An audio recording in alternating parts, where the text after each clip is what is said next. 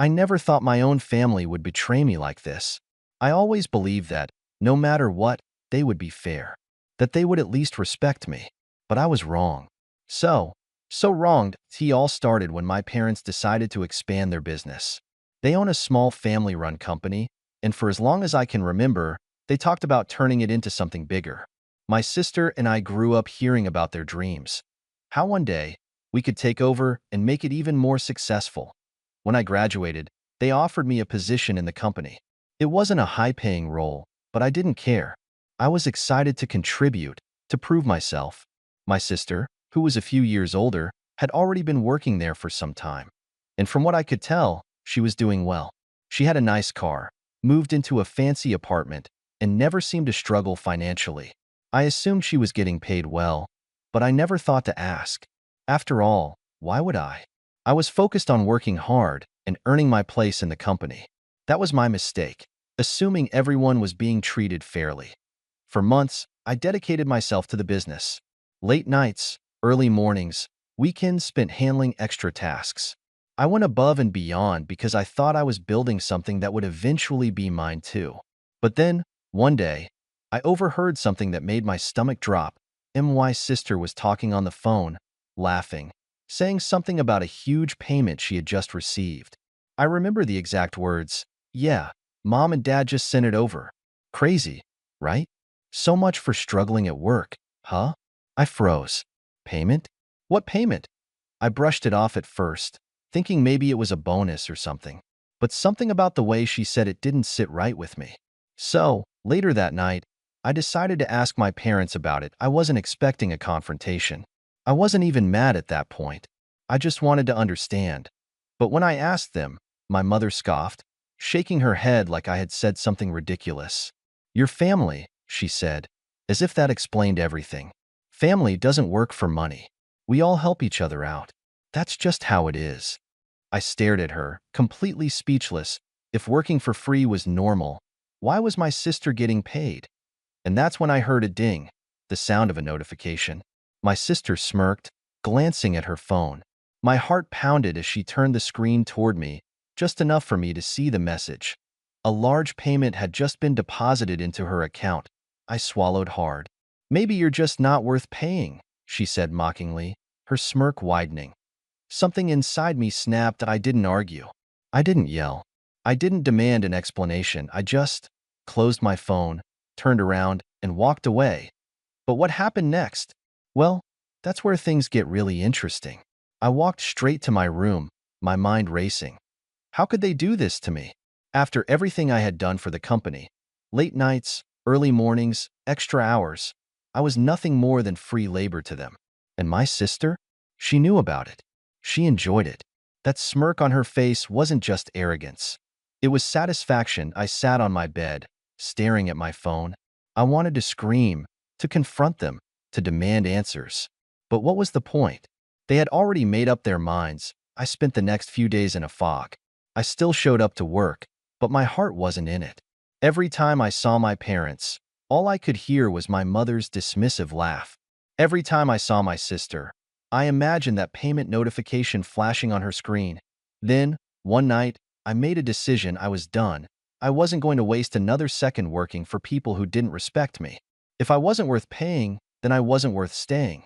The next morning, I walked into the office, went straight to my dad's desk, and handed him my resignation. He barely looked up from his computer. "Don't be dramatic," he muttered. I stood my ground. "I'm not. I'm leaving," he sighed, finally turning to face me. "Where are you even going to go? You don't have another job lined up. You don't have a plan." And he was right. I didn't. But I gave them one last glance, then walked out the door. I didn't even take my personal things. I just left. And for the first time in a long time, I felt free. But what I didn't realize was that my departure would set off a chain of events that none of us saw coming. For the first few days, I felt lost. I had no job, no income, and no real plan. But strangely, I didn't regret leaving. If anything, I felt relieved. Like I had finally taken control of my own life instead of being a pawn in someone else's game. I spent the next week applying for jobs, updating my resume, and figuring out my next steps. I didn't talk to my family at all. Not a single call, not a single text. And they didn't reach out either to IT first. That hurt. But then I realized, if they didn't care enough to check on me, why should I care about them? Then, something unexpected happened. Late one night, I got a message from an old colleague, someone who had briefly worked at my parents' company before quitting out of frustration. Hey, I heard you left. Good for you. By the way, you might want to check the company's finances. Something weird is going on. I frowned. Weird how?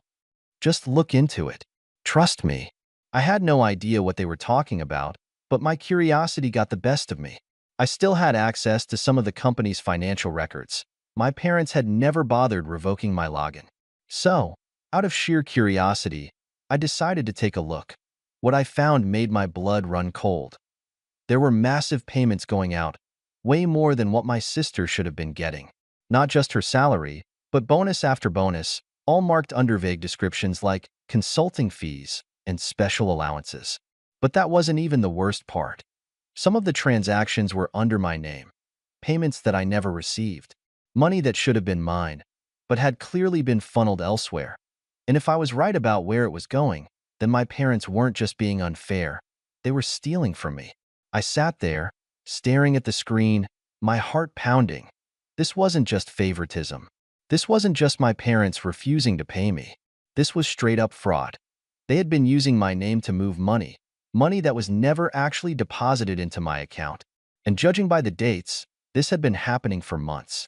Maybe even years. I took a deep breath and scrolled further. The transactions all led back to one account. An account that, unsurprisingly, belonged to my sister.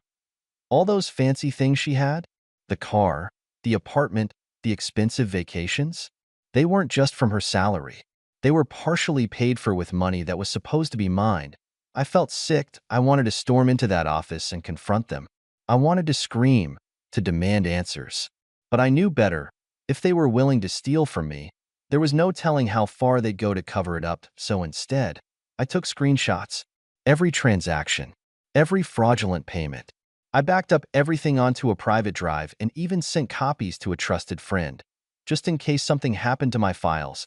Then, I sat back and thought I had two options. Point one, I could confront them directly, but they would just deny it, twist the story, and make it seem like I was overreacting. Or two, I could hit them where it really hurt, their reputation, their business, their money, and the more I thought about it, the more I realized. This wasn't just about getting back what was mine. IT was about making them pay, so I made a plan. And when the time came, they never saw it coming. I spent the next few days preparing carefully. First, I contacted an accountant I knew, a former employee of my parents' company who had left on bad terms. I showed them everything I had found. Their reaction? Pure shock. This is serious, they said. If they're moving money under your name without your consent, that's fraud. And if they're using company funds for personal expenses, that could be embezzlement. That was exactly what I needed to hear. Next, I reached out to a lawyer. I explained everything, showed them the records, and asked what my options were. Their response was even better. You have a solid case. If you take legal action, you could recover the stolen money and possibly even take down the company. That's when I knew. I wasn't just going to expose them. I was going to destroy them. But before I made my move, I wanted to do one last thing. I wanted to see if they would admit to it. So I arranged a casual visit home. My first time seeing them since I had quit. When I walked through the door, my mom barely looked up from her phone. My dad just nodded. And my sister? She had that same smug expression she always wore. Like she had won. I sat down at the dining table, cleared my throat, and said as casually as I could, "So, I've been going through my finances. Found something interesting." My mom raised an eyebrow. "Oh, yeah," I said, leaning forward. "Apparently, I've been getting paid this whole time. Except, I never saw a cent of it. Weird, right?" Silence. Dumb. Why Dad's expression didn't change, but I saw his jaw tighten. My mom shifted slightly in her chair. And my sister? She was suddenly very interested in her phone. That was all the confirmation I needed. I let the silence drag out before finally standing up. Anyway, just thought I'd mention it. I'm sure the authorities will find it just as interesting as I did. My mom's head snapped up. "What?" I smiled. Oh, didn't I mention? I spoke to a lawyer and an accountant. And, well, let's just say things are about to get very interesting. Then I turned and walked out. And that was when everything truly started to fall apart. I didn't look back as I walked out of that house, but I knew. I just set a fire that couldn't be put out. The first sign of panic came that very night. My phone buzzed repeatedly, calls from my mom, my dad, even my sister. I didn't answer a single one. Then came the texts. Mom, we need to talk. Don't do anything stupid. Dad, let's be reasonable about this. Family issues shouldn't be handled this way. Sister, you're being dramatic. It's not a big deal. Not a big deal. They had been stealing from me, using me like free labor, and funneling my money into my sister's account. Now that I was standing up for myself, they wanted to play the family card. Too late for that. The next morning, I met with my lawyer again. I officially filed a lawsuit against my parents' company for fraud and financial misconduct. My lawyer assured me that, with the evidence I had, they wouldn't just have to pay me back. They could face serious legal trouble. And I wasn't the only one who had issues with them. I started reaching out to old employees, people who had left the company because of shady practices. It didn't take long to find others who had been underpaid, overworked, or even scammed by my parents. Word started spreading. Then came the real explosion that a week later, an anonymous whistleblower, not me, I swear, leaked the financial documents I had found. The information somehow made its way to a business watchdog website. And just like that, my parents' company was under public scrutiny. Clients started pulling out. Investors started backing away. The reputation my parents had spent years building, it was crumbling overnight. And my sister, her precious bank account, the one filled with money stolen from me, it was frozen. Then, just when I thought things couldn't get any worse for them, the authorities got involved. The investigation moved fast. Too fast for my parents to cover their tracks. One morning, I woke up to the news. My parents' company was officially being audited for financial fraud, and it got worse for them. Turns out, the money funneled through my name wasn't the only shady thing they had done. As investigators dug deeper, more skeletons came tumbling out of their closet. Unreported income, tax evasion, misused company funds. IT was a mess. And then, one morning, my sister called me. For the first time in weeks, I actually picked up. "Are you happy now?" she snapped. "You ruined everything." I almost laughed. "I ruined everything? You and mom and dad stole from me, lied to me, used me, and you think I'm the problem?" "It wasn't stealing," she shot back, her voice cracking. "It was just reallocating. They said you'd get it back eventually." I shook my head. "Wow, you actually believe that?" Silenced, I let it hang for a moment before continuing, my voice calm. "You had every opportunity to be better than them, but you chose to be just like them. And now you're facing the consequences." She didn't say another word before hanging up. That was the last time we spoke. But things didn't end there. A few weeks later, my lawyer called me with an update. "Your parents' company is collapsing.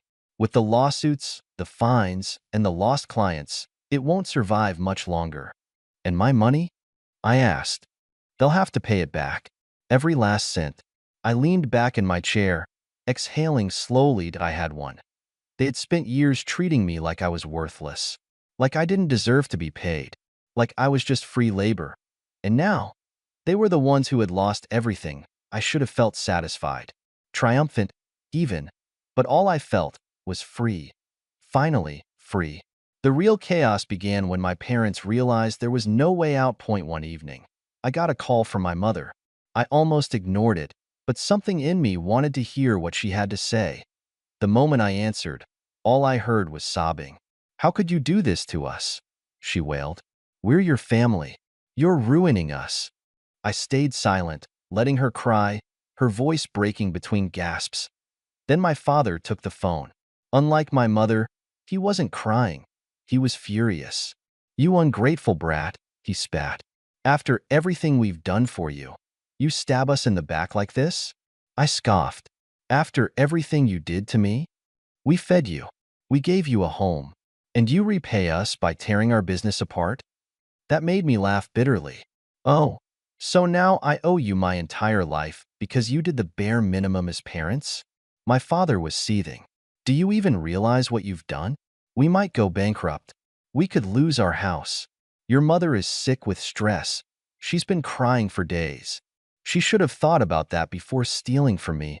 I shot back. This is your fault, my father roared. You destroyed your own family over a little money. That was it. I snapped. A little money? You stole years of my pay. You used me to cover your tracks. You let my sister live like a queen while treating me like a servant. And now you want sympathy? My voice was shaking with rage, but I didn't stop. You chose this. You thought you could get away with it forever. And now that you're finally facing the consequences, you blame me? The line went dead and I guess he couldn't handle the truth. But it wasn't over. A few days later, I got a text from my sister. Sister, I hope you're happy. Mom had a breakdown. She can barely eat. The company's going under. We're losing everything. But I guess that doesn't matter to you, huh? I stared at the message, shaking my head. They still didn't get it. They thought this was my doing, that I was the villain. I typed back. You had a choice. You could have treated me like family. Instead, you treated me like garbage. Enjoy the consequences. And I hit send. The final blow came a week later. My lawyer called me. It's official. The company is bankrupt. Your parents are being forced to sell their assets. And you'll be getting your money back. I nodded, taking it all in. I had one. A few days later, I drove past my parents' office. The building was empty. A for sale sign stuck in the dirt. My childhood home? Also on the market. Everything they had built, the empire they had controlled, was gone. It didn't take long for the rumors to start spreading. Their once reputable company was now a cautionary tale of greed, deceit, and shattered family bonds. Clients who had trusted them for years were filing complaints.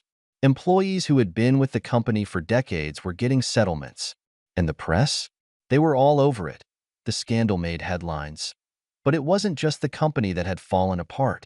The family was unraveling too. Weeks passed, and I still couldn't bring myself to reach out to them. I knew it was over. There was no fixing what had been broken.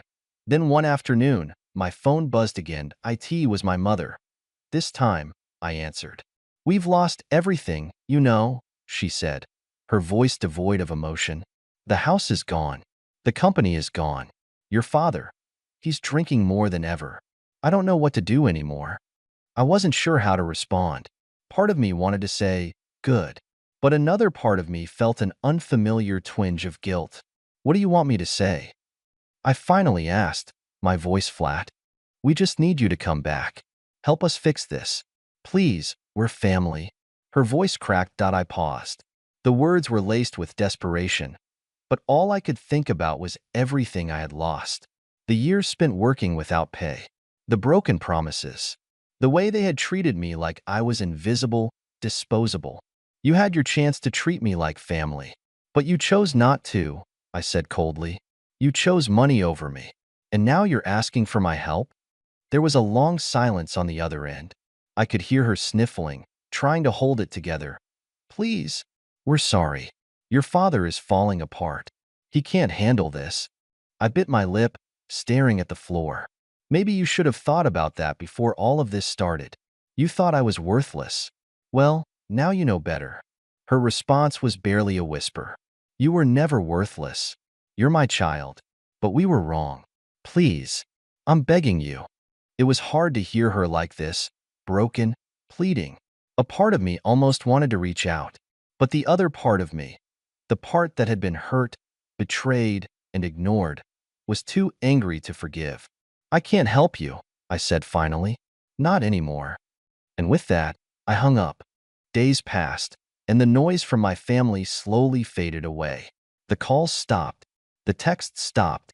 My parents had officially hit rock bottom, and there was nothing left for them to take from me anymore. I focused on rebuilding my own life, moving forward.